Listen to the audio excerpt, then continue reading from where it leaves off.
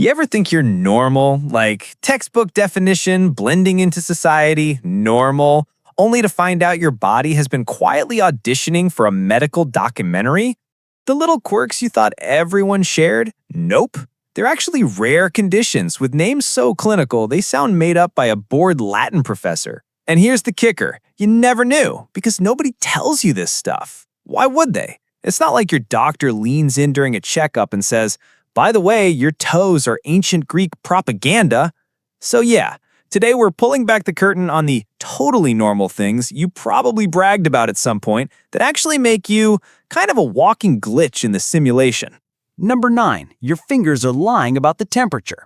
Picture this. It's a chilly morning. You walk outside and your fingers instantly go pale. Then they fade to this weird corpse blue shade before finally coming back angry and red.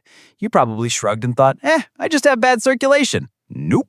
That's Raynaud's phenomenon, which is science speak for your blood vessels panic at the slightest temperature drop and basically hit the emergency stop button. Here's how it works. Normally, blood vessels relax and tighten smoothly to adjust to temperature. In Raynaud's, they overreact. They slam shut so aggressively it's like your body's trying to cosplay frostbite for no reason. The result? Your fingers stage a full Broadway show. Act 1, ghost white, like they just saw their own medical bills. Act 2, a moody blue as oxygen levels plummet. Act 3, a fiery red, burning and throbbing like you just grabbed Satan's hot sauce bottle. It doesn't stop at fingers either. Toes, ears, even the tongue can join the drama. Yes, your tongue. Imagine taking a sip of iced water and suddenly your mouth thinks it's starring in a horror short. Doctors don't fully know why it happens. Stress, cold, autoimmune disorders. It's a messy cocktail of possibilities. But one thing's clear. If your hands do this regularly, you're basically a walking lava lamp, constantly shifting between colors nobody asked for. 8. The inability to count sheep. Everyone's heard the advice. Can't sleep? Just count sheep. But some of you close your eyes and nothing happens. Not a single sheep. Not even a blurry blob of fluff. Just darkness. This isn't a lack of imagination. It's called aphantasia, the inability to create mental images. Scientists figured it out using the apple test. They asked people, imagine a red apple. Most people saw it clearly like an HD picture. Some saw a vague fuzzy outline. And then there are the aphantasia folks who just see absolutely nothing. And here's the trip. You probably lived your whole life assuming everyone else was like you. When people said picture this, you thought they were just speaking metaphorically. Turns out, no. Most people are running Pixar shorts inside their brains on demand. Meanwhile, you're sitting there tuned into radio static. But weirdly, this doesn't mean you're less creative. In fact, many architects, scientists, and writers have aphantasia. They think in words, in logic, in sound, not pictures. It's like your brain skipped the projector add-on, but doubled down on analytical horsepower. So next time a meditation app tells you to visualize a calm beach, don't panic if you see nothing. It just means you're wired differently. You're still normal, just the weird kind of normal. 7. Your superpower is a bug, not a feature.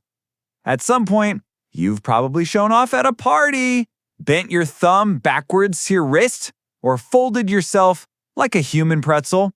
Everyone gasps, "Whoa, you're double-jointed!" And for a moment, you feel invincible, special, flexible. Reality check. You're not a superhero. You're hypermobile. Hypermobility means your connective tissue, the ligaments and tendons that hold your joints together, are basically made of off-brand rubber bands. The upsides?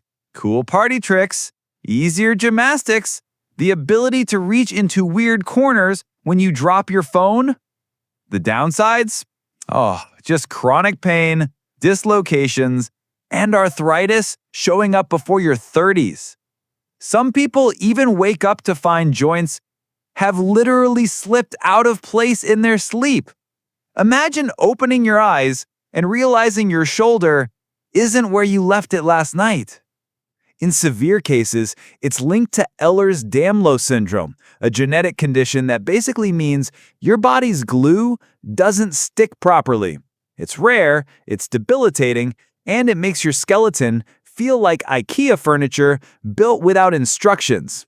So, yeah, when you flex your double-jointed thumb, just know you're not auditioning for X-Men. You're auditioning for physical therapy. Number 6. The Statue of Liberty's toes. Take a look at Lady Liberty's feet. Seriously, her sandals show it. Her second toe is longer than her big toe. That's not random. It's a condition called Morton's toe. About 10 to 30% of humans have it, and in ancient Greece, this was considered a symbol of beauty and intelligence. Statues of gods and heroes often had this exact feature. It was the original flex. So, if you've got Morton's toe, congrats! Your feet are literally Olympian approved. But like all good things, science ruined it. Morton's toe throws off how you walk. It shifts weight to the wrong spots on your foot, which means calluses, pain, or knee problems later on. So here's the trade-off. 2,000 years ago, your feet made you look divine. Today, they just make you podiatry's favorite customer. Number 5. The gene that makes food taste like poison.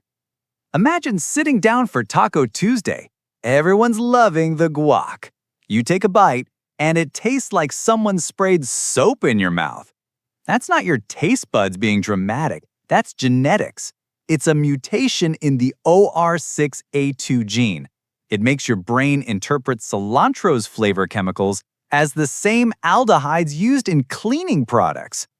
So while most people get fresh, citrusy herb, you get kitchen sponge marinated in dish soap. Anywhere from 4 to 14% of people have this trait, and most spend their lives being the odd one out at restaurants. But here's the ironic twist. This gene probably evolved as a survival mechanism. It made our ancestors more sensitive to potentially toxic plants. So technically, you're the safer one. You're genetically cautious. But try telling that to your friends when you're ruining the salsa order for the 3rd time. Whole online communities of cilantro haters exist. They share memes, vent stories, and even print anti-cilantro merch. Because if you're doomed to taste soap every time, you might as well bond over it. Number 4. The line on your palm that isn't normal. Hold out your hand. Most people see 2 or 3 lines across their palm. But some people, they've got one single bold crease running straight across. That's called a single transverse palmar crease, or simian crease. Not exactly the branding you'd want. It shows up in about 3% of people, and doctors used to treat it as a red flag in newborns, since it sometimes appears in connection with certain conditions. But here's the truth. Plenty of perfectly healthy adults have it. They just never knew it was unusual. Palm readers have their own spin. They say it means intensity, or strong focus, which is fortune teller code for you're stubborn as hell. So if you've got it, don't panic. It doesn't mean you're psychic. It doesn't mean you're doomed. It just means that you've got a hand that makes people look twice. Number 3. The willpower. Goosebumps. Goosebumps usually just happen. You get cold, you get scared, or Pixar releases another sad montage and suddenly you're weeping at animated furniture. But some people can summon goosebumps on command, like flipping a switch. It's called voluntary piloerection, and it's ridiculously rare. Most of us are passengers in our own nervous systems, but these people, they hijack the controls. Scientists are fascinated, because if some people can consciously raise goosebumps, maybe others could learn to control things like heart rate, pain, or body temperature. Some people with this ability say they use it intentionally to make music more intense, to amplify meditation, or just to freak out their friends.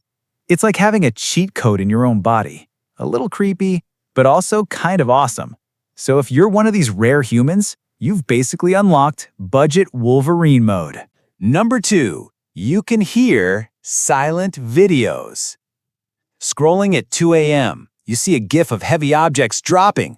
No sound, but your brain swears it hears a thud.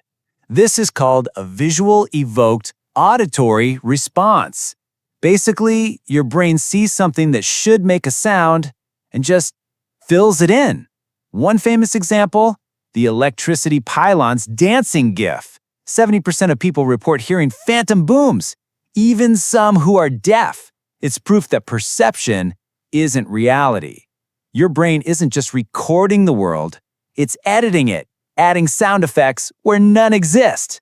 That's why horror movies work. Your brain hears the silence before the jump scare as not silence. It's already inserting phantom creaks, breaths, and whispers. So yeah, next time you swear you heard something, remember, it might not be a ghost.